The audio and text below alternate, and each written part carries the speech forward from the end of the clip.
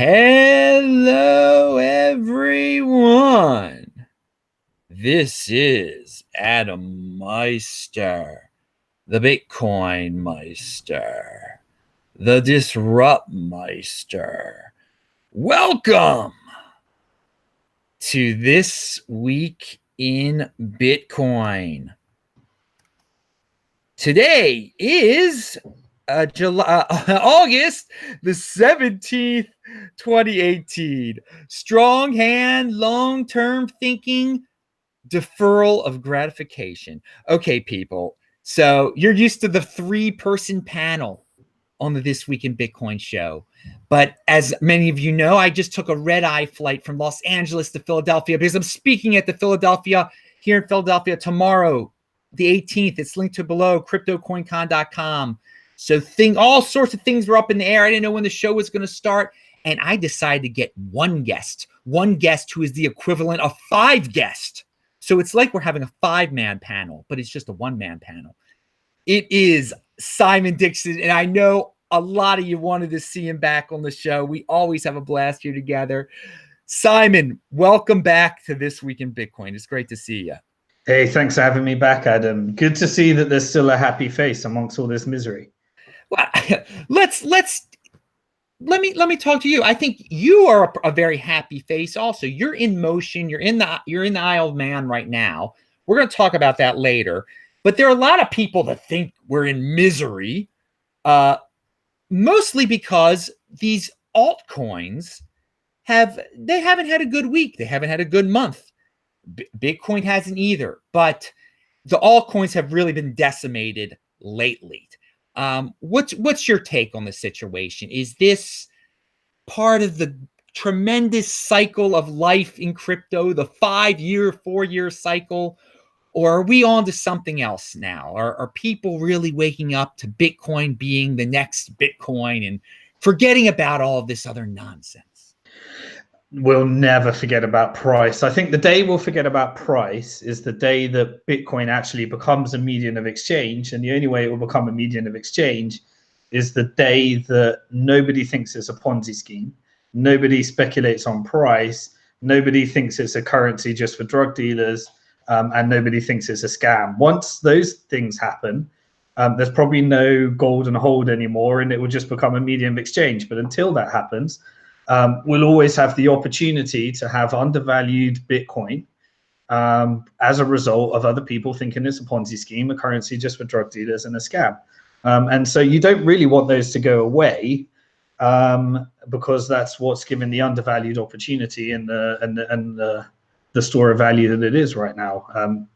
But where are we at in the markets right now? Well, what has happened, I guess, in crypto is before there was always speculation around whether Bitcoin, whether altcoins were taking market cap from Bitcoin. And there was always a thought around that they wouldn't be correlated, whether like if Ethereum was doing well, Bitcoin wouldn't do well, or if Bitcoin was doing well, Ethereum wouldn't do well, and all the ICOs and all the altcoins. And there was always a tension between whether it was taking away hash power or it was taking away attention. What 2017 proved is that actually everything's completely correlated.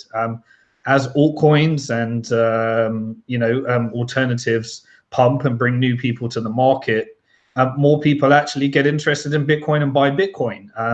And as the market gets disinterested in altcoins and ICOs, people also get disinterested in Bitcoin at the same time.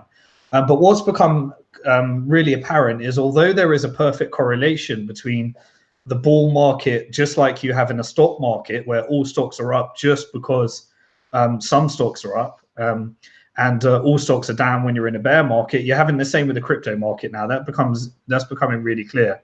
But what we are seeing is a new trend, and that is that when there is a bull market, more speculative things, more altcoins, more tokens, more ICOs tend to outperform Bitcoin's stability, strength, and solidity.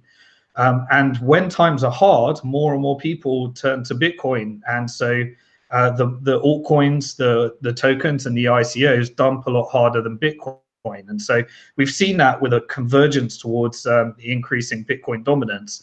throughout the bear market, where more and more people are flying to the safety of Bitcoin, even though we're in a correlated bear market. I think if you look at Bitcoin, it's probably down about 65-70% from the peak. Ethereum's about 75-80% the peak, and many ICOs and tokens are about 90% from the peak. Wait for that market to turn around. Once Bitcoin turns around, once we hit bull market again, I should imagine that you would see a decrease in the Bitcoin dominance as more people move to more speculative things. And you'll see an increase in the performance of altcoins, tokens, and more speculative things over Bitcoin. And people are just making their decisions around that. So these are pretty new market trends as a result of getting a more crypto-related market, with Bitcoin being the world reserve cryptocurrency of all the cryptocurrencies.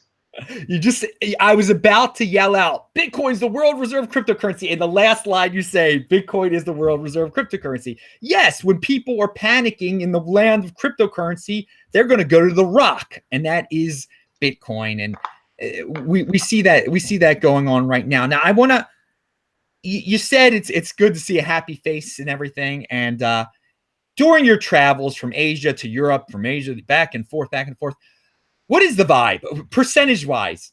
People that are negative and people that are positive? I'd say the most noisy people are the most negative, like the ones that you see on Twitter, the ones that you see on the public forums, the ones that are kind of new to the market. They're the really noisy ones, and they're the least invested in crypto. I see a lot of positivity from the people that are, hugely involved in crypto and have large positions in crypto and manage a lot of their wealth in crypto.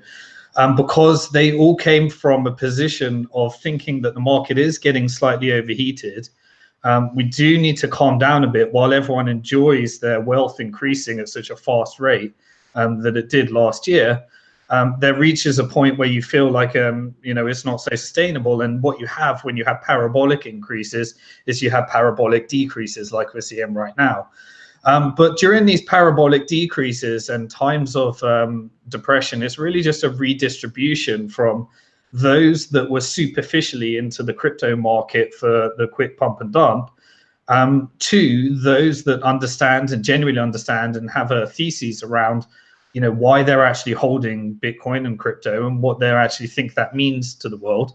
And then what we see is a real movement towards technological innovation. So during these bear markets, people get really, really innovative in terms of trying to, help the scalability of this technology, in terms of building businesses based upon actually what customers want, as opposed to the frenzy market where whatever you build, there's a demand for it in the speculative market that we had last year. And as less and less customer service comes through, people have more time to think about what they're going to be doing. And there's some, although everyone's wealth is going down in terms of the reserves of these companies and everyone that's involved in the industry, they still build up significant wealth and significant reserves to take us through the entire bear market. And it just seems like we're in that 2014 consolidation phase, which leads to massive technological innovation that then leads to market behavior. Once we reach the phase where it's just shaking out the weak hands that you always talk about, and redistributing to the strong hands, and the strong hands are going to be the ones that are, that can ride out these bull markets. They're doing, their investment theses is a bit more long-term minded as opposed to the short-term frame that many of these people that are fearful, scared, and rage quitting on Twitter. Yeah, they can defer gratification. They're not impulsive. Speaking about people, or should we say institutions that can defer gratification, I think in your experience, that these large institutions are very good at long-term thinkings, have long-term perspectives, don't buy something today to sell it tomorrow. Do you have any insight on anything going on behind the scenes with the institutional investment rumors? Do you see that as being the cause of the next bull market? Do you see any negatives to possible institutions getting involved? And I mean, well, again, I'm just going to throw it out right there. I think these weak hands they're going to complain in the long run that these institutions have all the Bitcoin, but it's their fault because they were the ones selling. But you take it away. They certainly will. I see both a positive and a negative. I see a real positive for the economic argument of why to hold this as an investment class. I see a slight negative in terms of the original mission of what Bitcoin aimed to achieve. But unfortunately, both those positive and negatives are going to be true, I think. So on the purely monetary side and investment theses and store of value and reasons to hold, then institutional money tends to be longer term thinking. Obviously, you'll still have the hedge funds fighting the pension funds as you do in the traditional markets, where the pension funds are essentially accumulating your money and pooling it together in vast quantities in order to provide a lot of the longer term thinking and liquidity for these markets, while the hedge funds are looking to fight those trends and scalp their little bit out of the market in any non-directional play or a directional play for the downside and upside. And it seems like Bitcoin is reaching, not quite there yet, but it's getting closer to traditional financial markets where you have hedge funds fighting pension funds. Now, the thing is that we don't have the pension funds in at the moment because the regulatory landscape requires a custodial solution whereby the idiots that choose to invest in this way will actually hand over their Bitcoins to a custodian. And it's the only way that you can get a regulated, financial product that pension funds and the big institutional money can invest in. And they will have to invest in it once, because they need a non-correlated asset class, as all other asset classes are becoming so correlated. And then you saw the hedge funds create that early move. I think hedge funds have made a lot of money out of this. I do think there's a lot of short-term manipulation. Do I care about the short-term manipulation? Well, I mean, who cares? Because it happens in every market. Bitcoin's going to be no exception there. But the long-term fundamentals always do play out in most cases. And I think the institutions are really sat on the side, getting ready, waiting for solutions. And as soon as those solutions come through, they will participate. Now, the problem is that those solutions will be completely outside of the ethos of what Bitcoin's main advantage is and what it was originally intended to do, which is giving you the ability to own your own money and spend your own money, and not be subject to the mercy of counterparties that tell you when you're spending that money wrong, or if you're doing something wrong with that money that isn't in line with what they want you to do with that money, or how you want to spend that, or how they want you to own it. And so really the institutions are going to suck out a lot of the supply, because they are long-term thinkers, which is good for the economic argument of why to hold. But at the same time, they're going to be encouraging people and allowing people to get very lazy and purchase Bitcoin in a very silly way and not get any of the benefits from it. But unfortunately, that's just part of it. Bitcoin growing up, and it doesn't really change it, because you can always own your own money, spend your own money, and benefit from the increase in that. And the institutions are going to suck out a lot of the Bitcoin supply and hold those with counterparty risk, but really reduce the supply of Bitcoin and make it more competitive for those. Well, was supposedly 21 million, but so many of those have been lost or hodled over the years. Everyone, pound that like button if you're enjoying this video. Check out the links below. Simon's link is below, disruptmeister.com, all my archives. And of course, I'm speaking in Philadelphia tomorrow. Check that out. Now, you talk about the custodial accounts that must be created in order to fit into this regulatory framework. These are going to be honeypots for hackers. I can tell by the tone of your voice, and well, you can tell by the tone of my voice and what I say, that I don't know why people feel that they want to own quote unquote Bitcoin this way. They should just control their own private key, because if you invest with one of these funds that is going to have a custodial account or whatever, you don't really own your Bitcoin, and you're going to run into. But people are used to doing it that way. I guess it's just a two-pronged question. A positive and a negative. A positive that I see with these institutions coming in is that they're going to create. It's going to create a lot of FOMO and the price is going to go up again. But I think one will get hacked. I mean, do you see a possible hack in the future? And what do you think that could bring?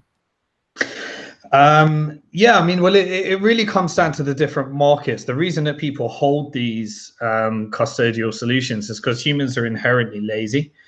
Most people have a job. They're not full-time investment professionals.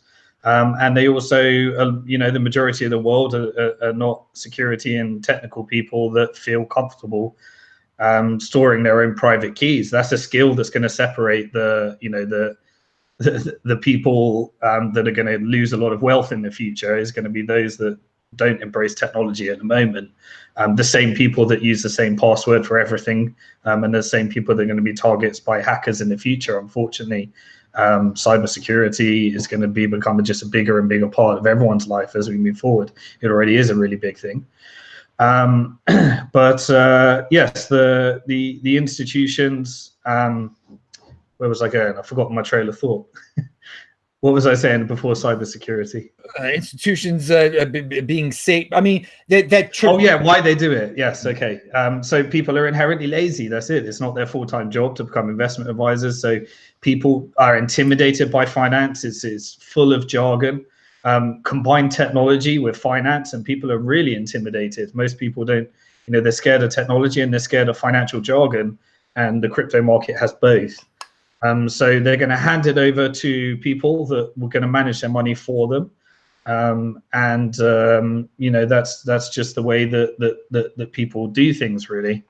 But the people that are really going to benefit from this are the people that really learn how to store their own wealth. Will it lead to a hack? And the other interesting trend, just before we go to the hack question, is understanding the different markets. So in Western markets like the US and UK. The stock markets consist of about 90% institutional and 10% retail, whereas markets like Japan and Korea, Japan and China, especially China, are more like 90% retail and 10% institutional. So what's interesting is you might get a real shift around the world because the US and the UK and Western countries might be doing it all through counterparty risk and ETFs, whereas countries in Asia might be actually holding their own private keys and trying to store them on their own just because of the retail versus institutional mismatch around the world based upon the maturity of different financial markets. Will a hack happen? God, that's going to be, it's inevitable that what happened to the exchange will happen to the institutions. But I do think that with so much on the line, with so many regulations, I think that they're going to take security a lot more seriously than a startup that was creating a Bitcoin exchange when no one knew whether Bitcoin was going to succeed, and they weren't building with the way that the way that institutions might be building with higher grade.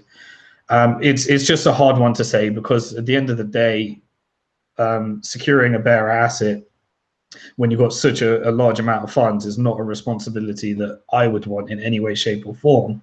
But the institutions that take it on, they're going to create a very big business. Will they get hacked? Something's going to go wrong at some point. It has to. And that will create our next Mt. Gox event when BlackRock custodial services gets targeted and hacked. Well, you can look at it this way too, that these financial institutions getting involved are going to get a lot of new people involved. It's going to cause a new bull market, and it's going to make it seem very, unfortunately, normal for someone to control your private key. There'll be all these people used to saying, I own Bitcoin. I call them the Bitcoin pretenders, but they really won't own Bitcoin. So since I think that's going to become prevalent again, like we were moving toward a point, like Trezor was selling out. It was so big. People wanted to control their own private key. I think once the new flow of newbies comes in, that we're going to go in the opposite direction. And it's going to become cool again to have other people control your private key. And we'll get some organizations that are going to be third-party custodial agents that aren't going to be top tier level ones. And one of those will probably get hacked. And it'll just be, and that will that will temporarily hurt the price. I'm not going to say, I think that perhaps these top tier institutions will be able to pull it off, but I think that, and I wouldn't bet on it, people. I would not bet on it at all. Just control your own private key, for God's sake. Yeah, well, I mean, all of these top tier institutions are the same ones that have had all of your data hacked. LinkedIn's been hacked, JP Morgan's been hacked, RBS has been hacked. You know, large financial institutions do get hacked, and they're just going to be more of a target when there's a bearer asset that a hacker can take control of. And I guess that's the next challenge. You got to remember, there was a time when everyone owned like their own money, and banks were coming along and pitching people, or they own their own gold or their own bar of gold, whatever it might be, and they were coming along and pitching people.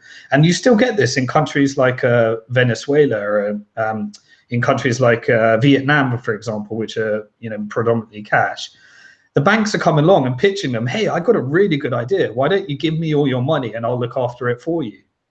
Sounds like a crazy, stupid idea, but that's what banking is, and that's how it was created. And there was a time when bank was this crazy scam that was thought of like Bitcoin by many people, where they were just trying to pitch you and persuade you to give them your money so that they can look after it for you and promise to repay you. And that was the pitch of banking, and it will be recreated here in this market. And I guess the end result of the people that will is the ones that can look after their own personal security, own their own money, spend their own money, and successfully do that.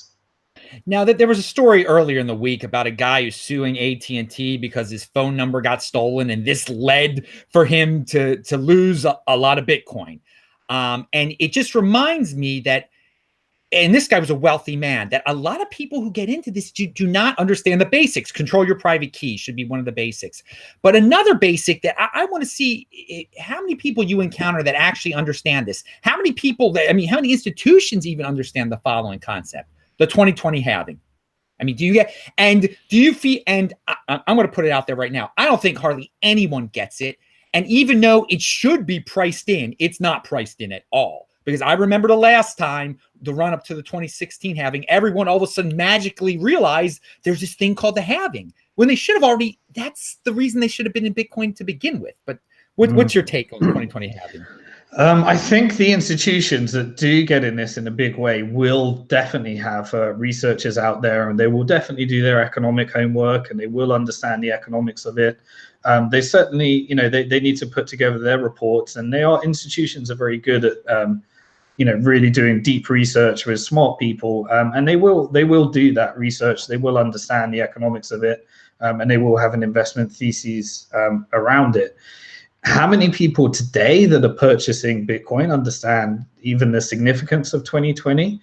I think we've just created such a short-term culture of people that are, looking at like one day trading horizons, or swing trading for a few days, or, what's happening this week or this month, that, very few people are looking at what the actual significance of that year is, and what leads up to that, and also the history of what happened before every other halving.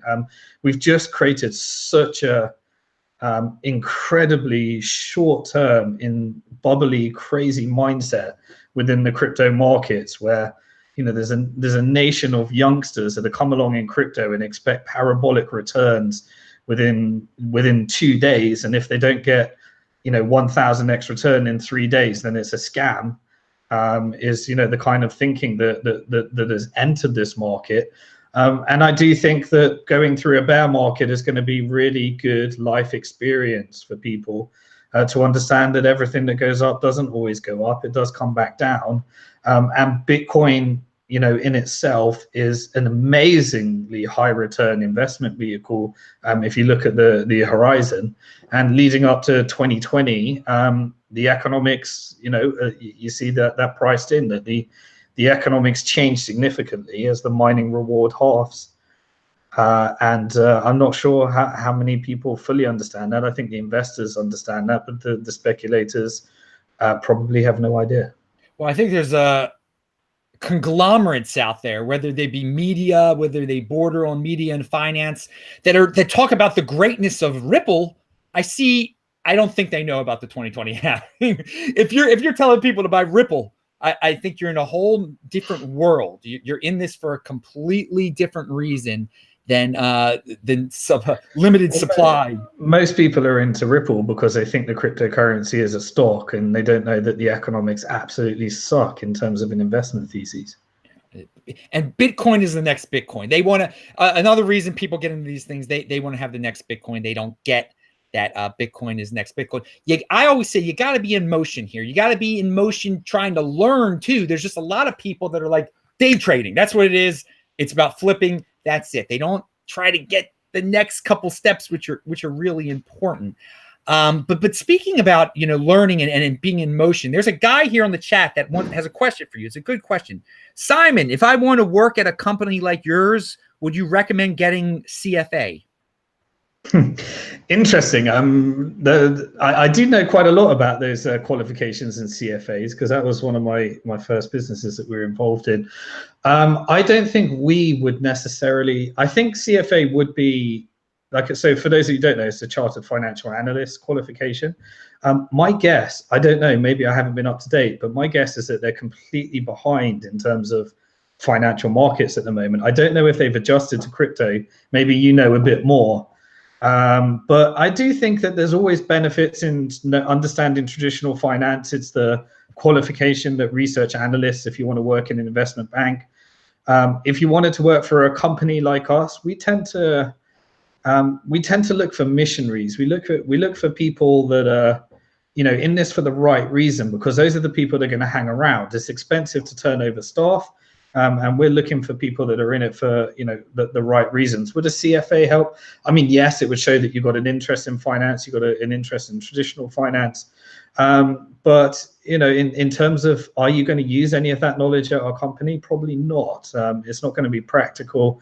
Degrees, I don't think, teach you anything in terms of what you're actually going to be doing in any of these things. So, the new degree is doing what you're doing right here. I mean, yes, you've got your CFA qualification, those things help, but also combining it with a bit of Adam Meister, a bit of World Crypto Network, and everything else this is where the real education is coming.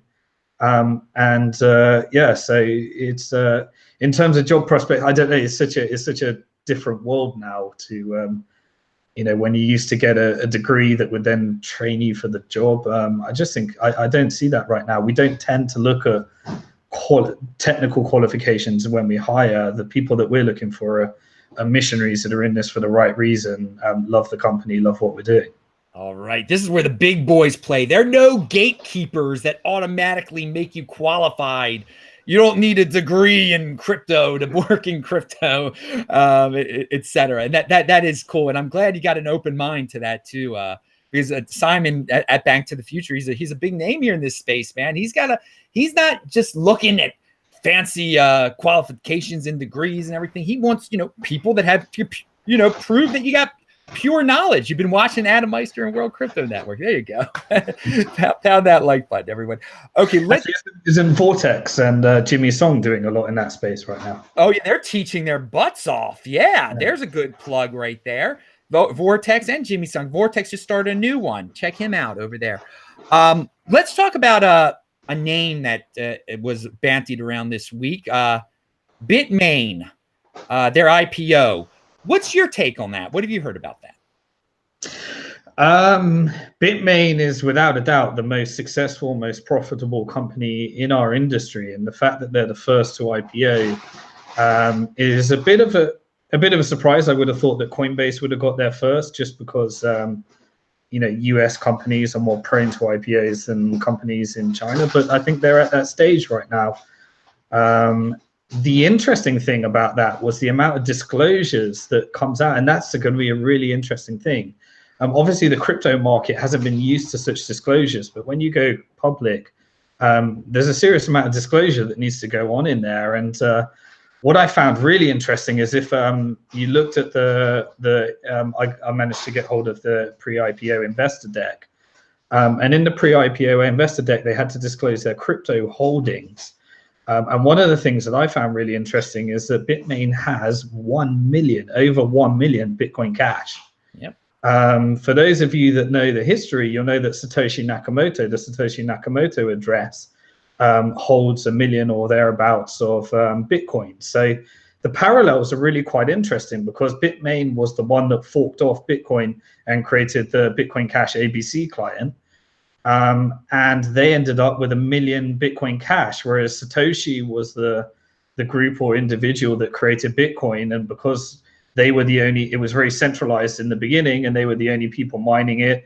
No one was interested in it. We didn't have the crypto market that we have right now. So, you know, that was building the same developers are building the wallets as mining and maintaining the code. And it was extremely centralized in the beginning. And therefore, Satoshi Nakamoto accumulated 1 million Bitcoins in just trying to get people interested. The difference, I guess, is that Satoshi Nakamoto publicly declared that he left the project a couple of years later, and he's never moved his coins. But with Bitcoin Cash, you got Bitmain, that is essentially the Satoshi. They own 1 million of Bitcoin Cash. They were the creators of the code. They were the original ones mining it. I guess it's in the same place that Bitcoin might have been right at the beginning, except for it was all done under a company that's about to IPO that had public disclosures. And therefore, those 1 million Bitcoin Cash are about to be owned by the public, and those public are going to be looking for their dividends, and those dividends might be as a result of unloading some of those crypto positions if Bitcoin Cash gets caught up in the bull market that Bitcoin will eventually create. And I think it just really highlights some of the differences between Bitcoin and Bitcoin Cash as a result of those disclosures from a company creating a coin and accumulating the largest position in the market, and then having to disclose those positions because they go in public. Now, it's about these disclosures. You took a very professional approach to explaining what's going on over there. There was, and you had not, we talked about this before the show, there's been a lot of drama over those disclosures. I mean, people in the ecosystem are just saying they're IPOing to bail them so they don't have to sell their Bcash. You know, that's a theory there. So you see, you've always had a different perspective on a non-emotional perspective on Bcash.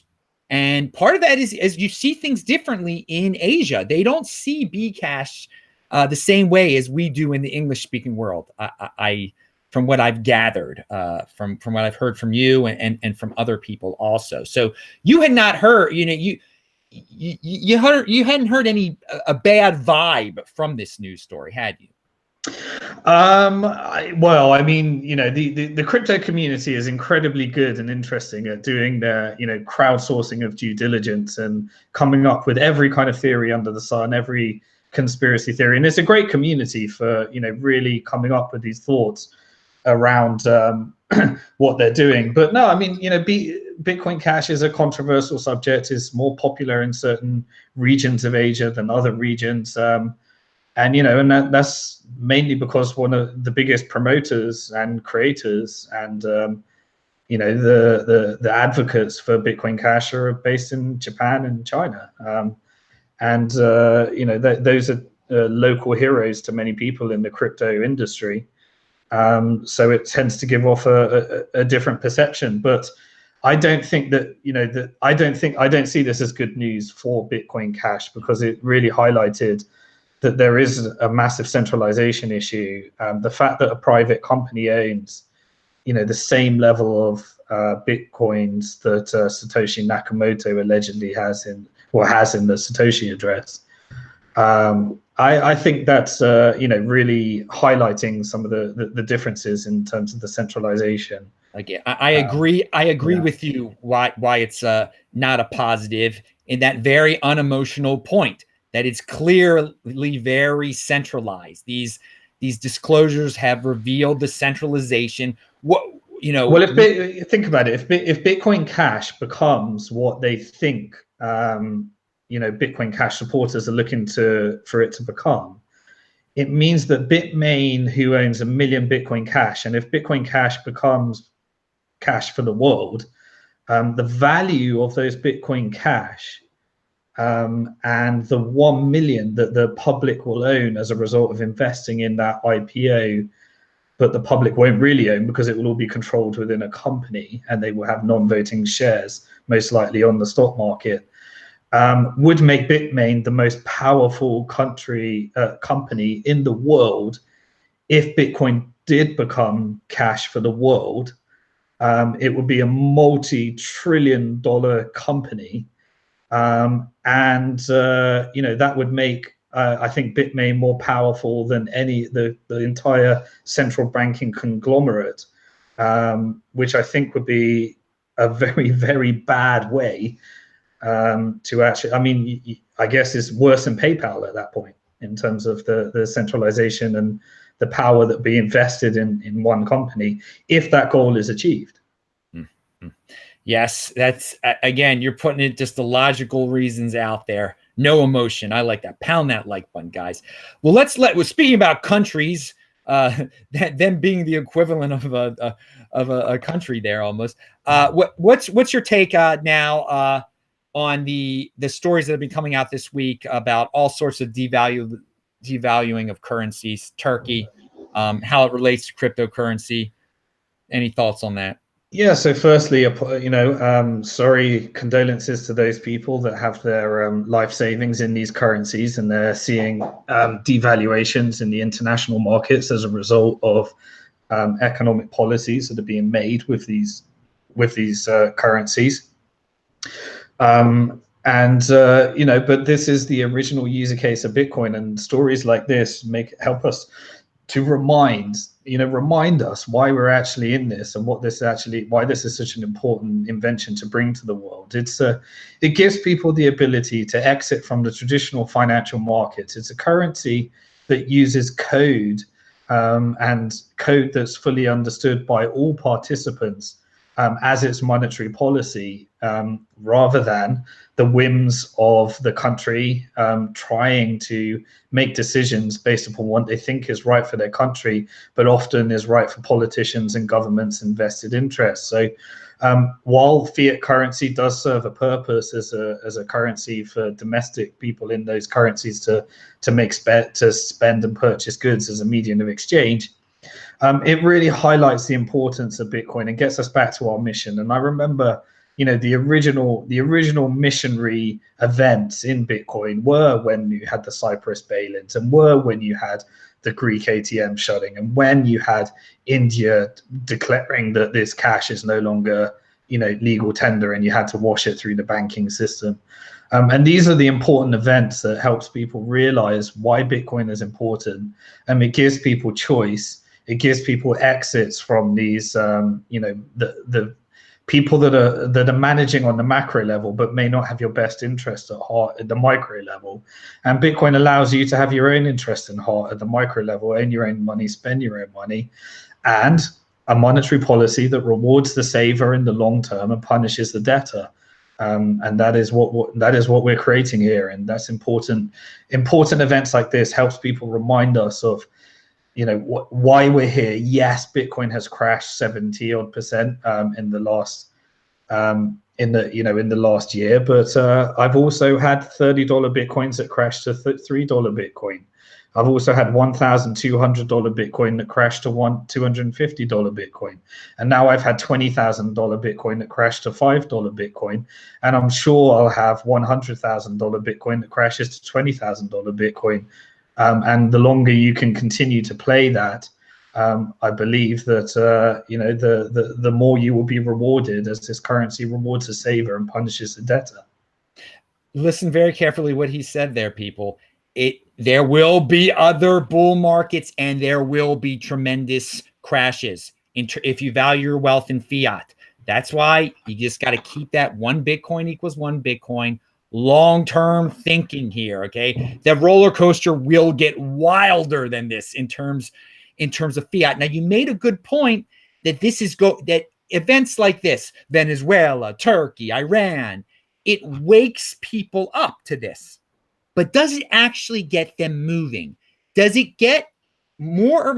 I think that institutional investment, which is coming along, is going to gobble up more Bitcoin than the individuals in all these countries that should be flocking to Bitcoin because they realize what's going on. It's the way of the world. It's kind of a sad way of the world that these people who are suffering, who are learning how bad this system is, they're not going to make the moves. I believe, because some people have tweeted out, oh, this is the thing that's going to spur this mass buying of Bitcoin, all these people from India, et cetera, et cetera, et cetera. I don't think they're proactive enough. I think some people will, but I think in the end of the day, we're going to look back, in 10 years and say, you know what, it was the institutions that caused the big pump. It was not enough individuals got in. Institutions bought up more than individuals. What do you think about that? Yeah, it certainly seems like it's going that way, and it's a real shame because this was this is the currency that was designed for the individual to own their own money, spend their own money, and be rewarded for that. But unfortunately, I guess currency doesn't change human psychology and human skepticism and human traits. And the fact of the matter is that there will always be definitely be a redistribution of wealth.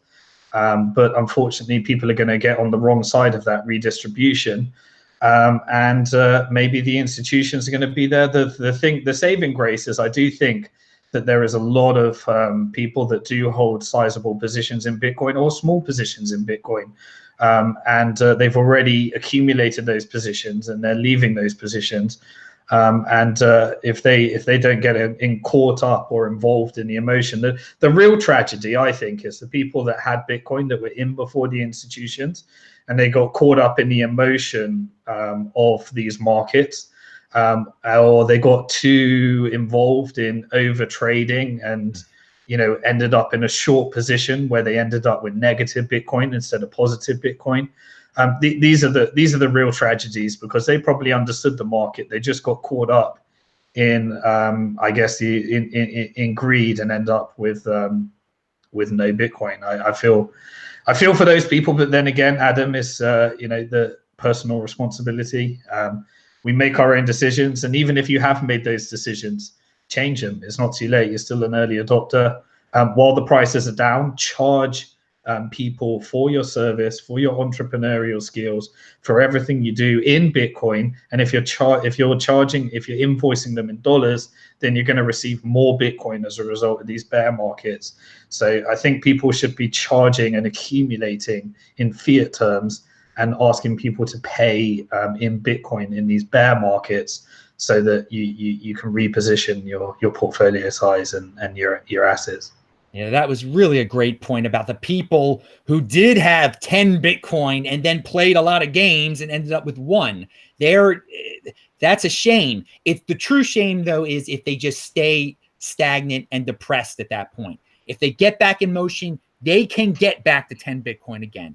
It's not over till it's over, and it's not over yet, people. That's what the time to do that is when everyone else is despondent, when the price is low because everyone else is selling. That's the time to be, to reposition and accumulate. So if it's all gone wrong, if you've learn from them, but react while it's the bear market, because in the bear market is when you can get, if you're thinking in dollar terms, you can get more Bitcoin for everything you do, and in the bull market you can benefit from those as well. All right, now we were talking about bad countries.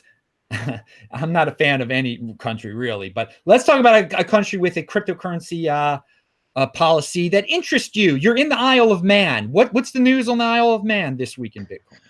Yeah, so I'm between Isle of Man and Hong Kong, two very, very different places. There's not a lot going on with Isle of Man at the moment. They were one of the very first to actually jump on the crypto. They saw the opportunity in crypto before many countries. They've made policy changes, but actually, and this is showing the speed of the crypto market. All of the innovation and all of the opportunity for companies involved in crypto is now moving to Malta and Gibraltar, and those countries have really made some significant shifts. And the main thing I'm observing when you go to these different countries is when you get banks that are willing to serve crypto businesses, plus regulators that are on the same page as governments that want to create the jobs, plus governments that see the opportunity in all the jobs that can be created as a result of this market. You get the perfect storm and what I believe will be the next superpower countries. The two countries have done that in the biggest fashion right now, where everyone's on the same page. It's definitely Malta and Gibraltar. In Isle of Man, you've got a couple of those on the same page, but you don't have, you got the entrenched banking system that's still trying to not serve the crypto businesses, and you got different types of regulators that may not be on the same page, and those are the differences that you're seeing right now. But Isle of Man, again, the one thing that makes me really interested is it's a country that has sufficient independence from the UK. It's got its own independent parliament, but it also has some dependency because it shares the same currency and the same central bank because it shares the pound. But what's quite interesting is it's got the mandate to print its own pound, so it can print its own cash and coins and notes. But it still has the digital banking system that clears through the Bank of England, and therefore they can use that in order to exercise unnecessary control. But what's really interesting is if you could create a digital pound that gives them some of the independence, and also create an environment where people are supported for having Bitcoin, then you can create a really interesting experiment, as it were, in terms of centralized currencies being used to get independence from central banks, at the same time as supporting the ability to own your own money and spend your own money with Bitcoin. Yeah, that is an interesting point there, and I'm glad you're keeping an eye on things there. Keep us updated with that. I do. There was one thing that you brought up. Countries that have banks that are willing to work with crypto or deal with crypto. I do not, you hear all these horror stories about banks shutting down accounts that have anything to do with crypto.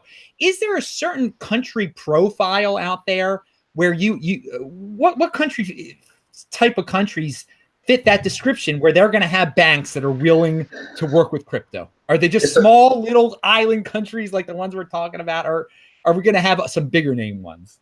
It's a real systemic problem. The banking crypto friction is just a real ginormous problem. The reason for it is because you've got money laundering regulations that state that you need to know the source of funds and source of wealth of all of your clients. And the crypto business, Bitcoin gives ultimate transparency in terms of the history of transactions, but anonymity to the user. But therefore, once you identify yourself in the banking system and you try to make a fiat crypto transaction, they can look back into the blockchain and find the entire history of everything that's happened. Now, if those cryptocurrencies many, many years ago came from as a result of Silk Road, then it creates a flag and a huge forensic investigation job that if it turns out that there was any money laundering or any shenanigans going on, then the bank will be responsible for allowing that transaction to go through. And so therefore, a lot of the banks just say the easiest way to deal with this is just not do any of that. Because if I'm sending, you're depositing 10 million worth of crypto, I'm probably going to make 30 pounds or dollars out of that transaction. But the forensic investigation that's going to need to go on as a result of the blockchain is something that, one, we're not comfortable with, and two, it creates risk, and three, by the way, you're trying to disrupt us, so why should we support that anyway? That's a real problem. And even when you get a bank that wants to support the industry, you then get a clearing bank that they need to clear through, that then says, well, actually, we're not happy with this policy, and therefore we're going to remove your ability to clear in dollars or pounds as a result. And even if you get a clearing bank that's happy with that policy, you then get a central bank that says, well, actually, we don't want you to support this industry because we're happy with our little monopoly and our game that we've been playing for decades and built up for years. So it's just a real ginormous systemic problem that is very, very challenging to solve. But so the companies that we're seeing, rather than a country that wants to do it, is you're looking at small countries like Malta, whereby some businesses, because crypto is attracting massive investment at the moment, you're seeing them able to raise sufficient funding to buy out banks and build them from the ground up with crypto policies in mind, and actually create some kind of policy, and procedures around solving this friction. So it's not really the country level. It's that you've got these little banks in places like different places in Europe and different jurisdictions that are at a price and phase right now where they can be acquired by a crypto business that might have done an ICO or might have afford it because of their positions in Bitcoin, or just the vast amount of finance has been attracted into this industry where they can acquire the bank and then build it from the ground up. And that's really where you're going to see some of this innovation. And once you need a government that's got a desire to support that, and a regulator that's willing to have that type of innovation happen under their watch, or you just own Bitcoin and Trezor becomes your bank. Heck yeah, guys. Get that Trezor, link to below. Pound that like button, everyone. I wanted to say about, you almost repeated there was a tweet from I forgot who it was, Whale Panda or someone said that eventually the crypto people are going to be buying banks. And you said it yourself. I think that's the solution if you want to get involved on that side of things. Instead of worrying about what bank is going to give into your is not going to care about know your customer and embezzling and all these other things, just buy a bank. And I think we will see that in the future. When that starts to happen, that'll be great. It'll be we're already some interesting trends that we're seeing in this bear market, like a bank to the future. Obviously last year was all about people that wanted to purchase tokens as investments. In the bear market, we're seeing a movement towards equity. Now everyone wants to sell equity, and we're seeing a lot more equity deals on the platform. But we're already in touch with about 3 banks that are looking to list on the platform, that are looking to do exactly that, which is raise the funding through equity, use tokens as some kind of security token model to give some kind of the liquidity and benefits of what used to happen in the token market.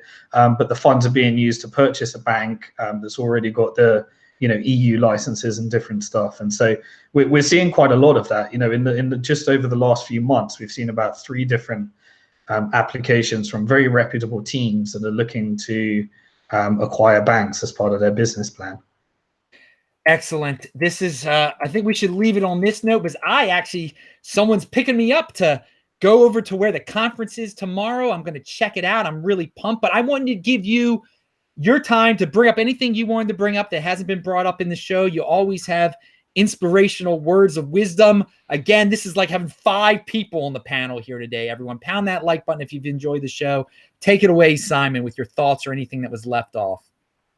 Yeah, I mean, I think we've covered most of it, Adam. I know that there's a lot of negativity out there, but I think there's reassurance and from understanding that we've all been here before. And I really remember very clearly, what it was like when there's just bad news after bad news. The price is going down. You think your wealth is going down. You were extremely excited about where you were going that time before. But still, you just got to kind of reevaluate, remember that everything that was true last year in terms of the economics of this crypto market are still true today in terms of Bitcoin will only have 21 million. And there's still, the halving and the things that Adam was talking about earlier on this podcast.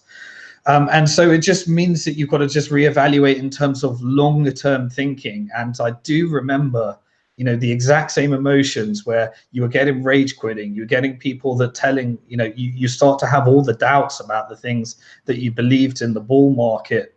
But this is a community driven thing.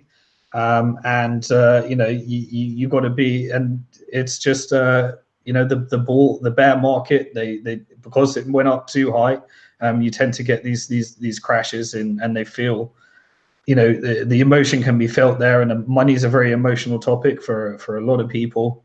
But just put together a longer term game plan and really try and think differently and try and think about what opportunity this brings for you, because with every bear market is an opportunity for some of the biggest companies and some of the largest wealth to be created in history. And there's many examples of that. If you look in the traditional world of companies like Disney and Microsoft, were always created out of opportunities, and Apple in bear markets and recessions. And this is you might be experiencing your first crypto bear market, crypto recession, let's call it. But what kind of opportunity is that for you? And what are you going to contribute to the community so that you're ready for the bull market when it comes around? And just start thinking about value you can add to this community, because it is going to turn around, and the people that are going to benefit from that aren't the people that are jumping on the bandwagon at the end of the bull market. It's the people that are putting the graft in right now and making decisions right now when everyone else is thinking differently. Well said. Thank you, Simon Dixon, for being on the show today. People, take the emotion out of the game. This is where the big boys play. You didn't lose anything.